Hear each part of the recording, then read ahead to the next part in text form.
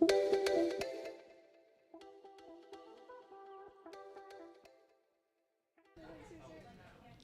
time now is 12:30 on this Thursday. I hope you're having a great day. I'm Julie Broughton. This is Take 6. We're so happy you're spending a little bit of time with us today, and we are just about 2 months away now from the big opening of Epic Universe, and you may not have heard, or maybe you have, but single-day tickets are now on sale. Our digital journalist and theme park expert Haley Coombs will join us in just a few minutes to break down the prices, talk about what you need to know as you are planning your first adventures there. She will also talk about some entertainment options and some new merch we're getting a look at. All that's coming up in a few minutes. We'll also check out your forecast. We are going to be flirting with record highs this weekend. We will be closing in on that 90-degree mark and also tracking the chance of showers and potentially some isolated strong storms. I'll break that down for you coming up in just a few minutes. But first, have you heard of clone cars? A Central Florida woman tells us she is out thousands of dollars and a car after falling for a clone car scheme. News 6 investigator Lewis Bolden tells us what we need to know and how you can protect yourself. When you saw that Lexus, did it immediately catch your eye? It did. It caught my eye, the price too. Yenis Sosa put in an offer for this Lexus on Facebook Marketplace last May. She and the seller agreed to a price of $21,000 cash, and that he would drive down from Jacksonville and meet Sosa at a bank in Altamont Springs. At the bank, Sosa says her mechanic inspected the car, and the seller showed her his driver's license, which matched the title. He also gave her this Carfax vehicle history report with the same VIN. He gave me the title, the Carfax, a bill of sale, and we signed the paper. The same day, she took it to the DMV. They registered the Lexus. I paid for the taxes. The lady from the DMV came outside with me and checked that the VIN number. Did you have any problems at the DMV? Zero problem. Months later, an investigator told her she needed to bring her car back to the DMV because someone tried to register a car with that same VIN in Georgia. That car was legit, but Sosa's car was reported stolen from a Hertz car rental in 2023. The VIN number was not the real VIN number. The guy have put and faked the VIN number, faked the title, the Carfax. Everything was not real, not even him. Investigators call it a clone car. Criminals will take those VIN numbers and replace them with VIN numbers off of other vehicles that have like a clean title or maybe registered in a different state, and then they'll try to either resell the car or export the car out of the country. Lieutenant Paul Volkerson works in the auto theft division at the Orange County Sheriff's Office.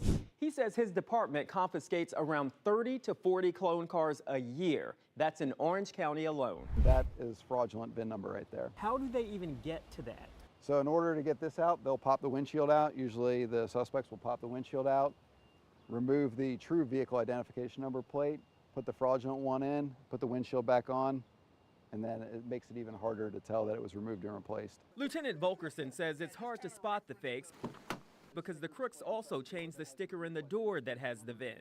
But the general public is not going to look at this, think it looks anything different than the manufacturer one. To get results when buying a used car, Volkerson says dig into the vehicle's history through Carfax, the National Insurance Crime Bureau, or the DMV. You can always call our auto theft unit, bring the vehicle down here, do the transaction here in the parking lot, have the auto theft unit look at the car, and they can tell you if there's any discrepancies with the VIN number then. I think that would have deterred the bad guy. Correct. So it's the button under the scissor. All right, and Lewis has more information for you about clone cars and how you can protect yourself on clickorlando.com. Just head to the Investigators tab. The Orlando Police Department tells us their homicide solve rate last year was more than double the national average, and they credit their Neighborhood Watch program for that success. News 6's Jarrell Baker talks to a Neighborhood Watch captain about exactly what it is they do. In Orlando, right next to Holden Heights, on the other side of John Young Parkway, you'll find Johnson Village, an area where the Neighborhood Watch has eyes and ears everywhere. They can't be on every corner, and that is true. They cannot be on every corner, so we have to do our part. It's one of the many neighborhoods Orlando police say played a major role in helping drop shots fired calls and overall shootings by more than half since 2022. And bring the percentage of homicides solved last year to well above the national average. One of our biggest helps is Neighborhood Watch. I mean, we have so many neighborhoods involved. We've got over 100 neighborhoods that we have Neighborhood Watch actively in, and we have monthly meetings with them. And I think them coming together to protect their own community is huge. Sonia Stevenson is the president of the Johnson Village Neighborhood Association and recognized as the 2024 Neighborhood Watch Captain of the Year. There was a drive-by shooting that took place, I believe it was in 2017, and that was pretty much the incident that sparked me to get involved with the actual neighborhood. Stevenson says since she's joined, she used group chats and social media and worked closely with law enforcement and other departments to make their community safer. They also inform residents about ways to secure their homes, like OPD's home assessment program. If you have like an old log that is probably like that you had used back in the 80s, that needs to be updated. So home assessments are very important to have done, and it's free. Stevenson says they're planning to join several churches and neighborhoods to do a unity prayer walk on April 5th to take a stand against gun violence and also arm neighbors with how they can help stop crime in their communities. In Orlando, Jarrell Baker, Getting Results, News 6. Those are some great tips. Now, as I said earlier, we are about 2 months out from the opening of Epic Universe, and tickets are now on sale. We're going to take a short break, and when we get back, we will chat with News 6 digital journalist and theme park expert Haley Coombs about the price breakdown and what you need to know as you are planning your day at Epic Universe. Stay with us. We're back in 2 minutes.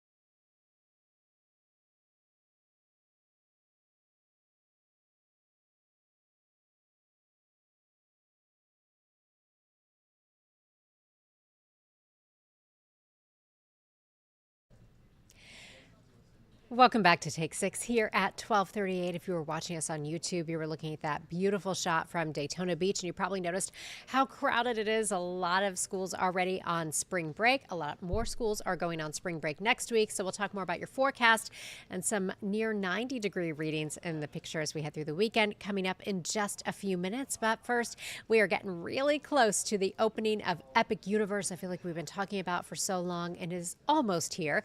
News 6 digital journalist and theme park expert Haley Coombs is here now. And Haley, some big news. People can now buy those single-day tickets. This has been probably the biggest frequently asked question I have seen. When can I buy a single-day ticket? And the answer is right now. Yes.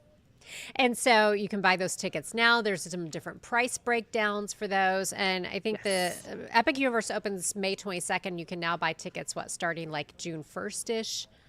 Yes, they start single day tickets. Yes, can start in June, but yeah. So this has been in part of the phased approach with Universal, because we first knew about this back in October with the multi-day. So this is what I've been doing the past hour or so, is Okay. trying to break down the numbers as best I can, best so I can understand too. But yes, what we see today over in the far left column, that is what the news came out. It is adults starting at 139 and children start at 134, and AP single day tickets are also discounted for annual pass holders. So, but yeah, that is what you need to think about when you're purchasing these tickets. Looking ahead over the next few months, even the year, I was looking at the prices because it is flex pricing, of course. So if you wanted to go in July, say July 4th, a very popular time of the theme parks, a single day adult ticket, $189. And that is the same for a trip to Magic Kingdom. So right on par with its biggest competitor here in Central Florida. Yeah, and I feel like, I mean, do you think these will sell out pretty quickly, or these are going I to be, no pun intended, a hot ticket as people are trying to get in there and check out all of the exciting things we've seen being revealed over the last several months? Yes, I do think they will be selling quickly, because I was actually testing the online virtual queue and there was a waiting room. So yes, people have been on today trying to get those single day tickets. So, and I looked ahead also to the end of the year, that popular time for the holidays, $200 for a single day Okay. ticket for an adult. So, Okay. uh, This this is is a going to be think, pricey. yeah, this is a think ahead situation, I feel like. Yes. Yes. And you know what? There's other numbers too. I mean, there's a lot of there's many options to choose from. There's of course the Florida options, and then there was the original multi-day packages that Universal first announced back in October. And I saw some comments online. People are not happy because they already purchased the whole multi-day ticket. But you got to think, Universal had to start with this phased approach in order to obviously spread the wealth and also get more bang for their buck for people, coming into purchase and stay there and tickets. So yes. Absolutely. And I know that we are in the phase of this journey as we move toward the opening where more things are being revealed. We've seen rides being tested. I know some entertainment and merch options are now out there that we can check out. Yeah. So this was the merch rollout announcement this week. So that was part of the Harry Potter Ministry of Magic. We have new wands, next generation wands are going to be a Okay. big deal, where they have more magic, sort of speak to them. A lot of this is the Isle of Burke merchandise. So, I mean, really, there's something for everybody. I mean, Dark Universe, you have these characters. And so, but yeah, I mean, for the Harry Potter fans, yeah, you will have new robes, scarves, all of it. So, yeah. So, what merch are you most excited about as a theme park enthusiast? What is first on your list to buy when you finally get in there? I've been to a few gift shops, and yes, it is fun to look around and it's a tough one. I like a good hat. I will say I have a How to Train Your Dragon ball cap that I really love because it has the toothless crest on it. So I will be sporting that when my first official day going to Epic Universe. So I think for How to Train Your Dragon is going to be my Okay. go-to merch. Yes. Yes, and I know your tiny son is a hat enthusiast as well. So Yes, I he think is. that'll be good for Yes. him. He can add some new ones to his collection. And also, For I sure. know we have some new entertainment options that have been revealed as well.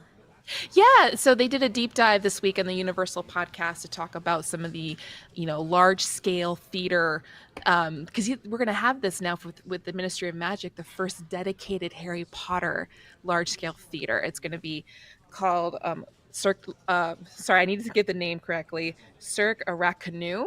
And what's great about this one is that it's going to have a charmed effect. So if you're familiar with the Harry Potter universe, the tent effect in Harry Potter and the Goblet of Fire is going to be where you first walk in, it's going to be small on the outside, and the things are gradually going to become bigger on the inside. So again, that charmed effect, which I'm very much looking forward to seeing, because based on what they said about this show in general, they are very excited it's going to be groundbreaking in terms of an entertainment aspect. So It seems like this is one of those experiences that you can't do everything in one day. I mean, it seems like you need to spend a lot of time out there if you want to take it all in. Do you have any tips as you are planning? I know you're planning how you're going to conquer this. Do you have any tips or suggestions? I am most excited, and this is how I'm going to go in stepping into it. I am most excited to of going into Celestial Park and maybe just sitting down and trying to get like a circular view of it all. But I would probably have to say also I'll make a beeline for Dark Universe because Monsters Unchained, the word on the street, is the it ride there. So I would probably have to, yeah, start with Dark Universe and Monsters Unchained. Absolutely. I saw something on social media saying that finally, with Monsters Unchained, the Universal monsters are having their moment in such a spectacular way. So I'm with you. This is the one thing that I'm like dying to check out. Absolutely. And the other big dark ride there, of course, at Ministry of Magic, the Battle at the Ministry, is that another dark style, simulation ride. And I have not heard much about that, during team member previews. So I think they haven't opened up that yet. So we'll hopefully see that one too. But those big ones. So that'll be more of an experience, not just a ride, of course. Yes. And so for folks watching who want to get all of your updates, where can we find you online? I know you are constantly putting out the updates, the info, the content. Yeah, my team have been very busy this week with Epic Universe. So clickorlando.com/theme parks. And then I am jamming out my newsletter as we speak and you can sign up for that for free at clickorlando.com/newsletters. Fabulous. Well, Haley Coombs, thank you so much. Thank you. And now, as we were coming out of break and looking at that beach cam, we saw a lot of folks out enjoying the beach. It is spring break. That means I bet a lot of you have some outdoor plans. So as we take you into your weekend, we are going to see those temperatures on the rise. Here's what it looks like for us right now on the satellite and radar imagery. And this has been the case for the last couple of days. Once we got past those severe storms on Monday, we've had a really tranquil week. Satellite and radar imagery showing very little cloud cover, no rain out there. I think we'll start to see clouds increasing a little bit as we head toward the latter part of the day. Right now, most of us are hanging out in the low 70s, ranging from around 70 to 75 in Melbourne. So Melbourne, you're the warmest spot right now. It is 72 in Kissimmee and Samford. You're checking in at 73. Here's your clouds and rain forecast taking you into the afternoon hour. Notice seeing those clouds, especially across our southern counties. Some of the models are putting a little bit of light rain in there, especially for our southern counties as an upper level disturbance moves through. I think the atmosphere is too dry really to squeeze out much as far as rain, so we'll keep it mostly dry as we head through the day today. Here's where we're going by around 4 o'clock this afternoon. We'll top out at 80 in Orlando. 79 will be your high today in Melbourne. And if you're in Ocala, you will top out at 78. The normal high this time of year is around 78. Now, I want to take you into Sunday. That is our next best chance of rain, and that is when we will see a cool down after this front. So ahead of this front, Saturday and Sunday, we're talking about near record highs, closing in on 90. This is what we're expecting Sunday at noon. Now, the models have been updating and are speeding this system up a little bit. Even yesterday and the day before, we were thinking that showers wouldn't move until the evening hours. Now we're looking at that potential at least of some light rain by around noon on Sunday. So if you want to get outside this weekend, Saturday is your best bet. Here's what it looks like as we move through the afternoon into the evening. By Sunday at 8 o'clock, we're looking at some pretty widespread moderate to heavy rain. We also have the potential to see some isolated stronger thunderstorms. Now, the front continues dropping to the south at midnight. I think still across our southern counties, you will be in the mix with some of those heavier showers and potentials of some stronger storms. Then we'll see everything clearing out by around 1, 2 o'clock Monday morning. Then by Monday afternoon, skies will be nice and sunny, and we will see temperatures cooler behind that front. We've also been talking a lot about the total lunar eclipse, the full worm blood moon. If you want to check that out, you can either stay up really late or get up really early tomorrow, whatever is your preference. Totality is at 2:59 in the morning. I think we'll see clear skies. Our western counties, you could see a little bit of patchy fog, but that won't really thicken up until closer to around 5, 6 o'clock. So here's how it looks for the next 7 days. By Friday, so that's tomorrow, we go to 83, 88 on Saturday, 88 on Sunday, 40% chance of rain. Again, some light rain moves in the early afternoon, and then ramps up in intensity throughout the late afternoon and early evening hours. 74 on Monday. We clear the rain out during the first part of the day. Then Tuesday and Wednesday, we start to warm up again. Wednesday, we will be back in the low 80s. We will talk much more about your full forecast, including that chance of rain and some thunderstorms on your Sunday, coming up on News 6 starting at 4. Thank you so much for spending some time with us today. If you have any questions or comments for us at Take 6, head to clickorlando.com/Take 6. Let us know what's on your mind. Otherwise, I will see you at 4.